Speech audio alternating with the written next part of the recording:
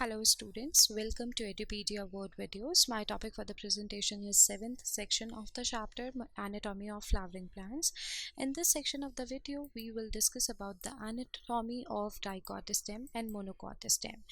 So for better understanding of any organ, it is always advised to study the transverse section of mature zones of these organs, such as root, stem, or leaf. So in this we will study about the transverse section of the dicot stem, okay, under microscope. The transverse section of a typical young dicot stem, it shows the epidermis is the outermost protecting layer of the stem, okay, and it has trichomes in it. So this is the outermost single layer of compactly arranged cells, which we call it as epidermis, and it possesses multicellular hair-like outgrowth, which we call it as trichomes, and it is covered by a waxy covering, which we call it as cuticle, okay.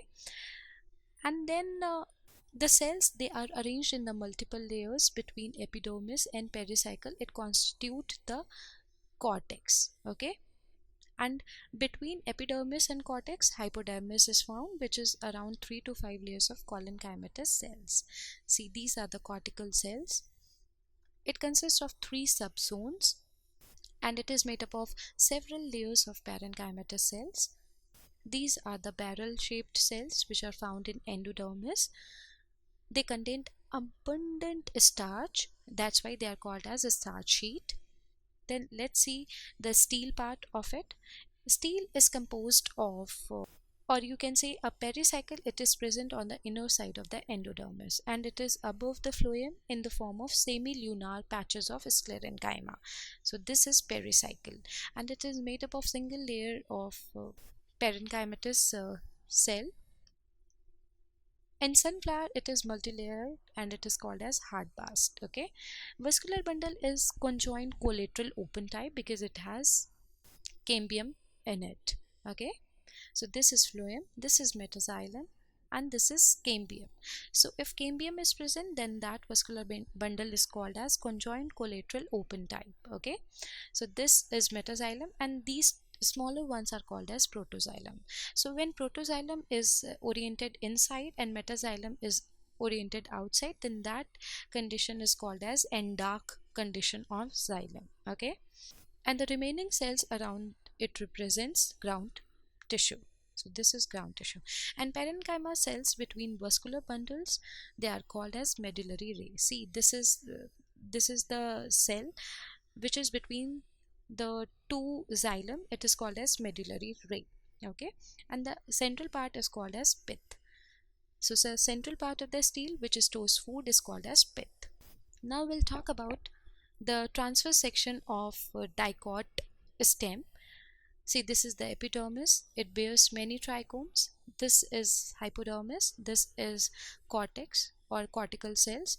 It is endodermis, and this is the pericycle or the stellar part of it. This is phloem. This is xylem, which is denoted by pink in color. This is cambium, which is denoted by yellow color. This is metaxylem. This is protoxylem, and this is medullary ray, which is present between two xylem and two phloem, and this has central pith, okay. So vascular bundles, they are arranged in the form of ring around a large central pith. Now we'll talk about the anatomy of monocot stem, students, under microscope, and that too transverse section of the monocot stem. So single layer of parenchymatous cells is found in epidermis, and it has a protective waxy covering on it that we call it as cuticle, and it has hypodermis, which is made up of 3 to 4 layers of sclerenchymatous cells. Then vascular bundle is conjoined collateral closed type, okay. See, this blue color is representing phloem, and this is representing metaxylem, and this smaller one is representing protoxylem. Because no cambium is present, that's why it is called as conjoined collateral closed type. And endark position is xylem, okay, because protoxylem is oriented inside and metaxylem it is oriented outside. So this condition is called as endark. And this is the ground tissue, which is made up of parenchyma cells around the vascular bundle, okay. and this small cavity is called as lysigenous cavity. Now this is the TS of monocot stem. This is epidermis, hypodermis. As you can see, students, the vascular bundle which is oriented towards the periphery or towards the margin, they are smaller in shape, whereas the vascular bundle which is presented towards the center, it is larger in shape. Okay, this is phloem and this is xylem. Okay, and together they form vascular bundle. This is phloem, this is xylem, protoxylem, metaxylem, and this is ground tissue.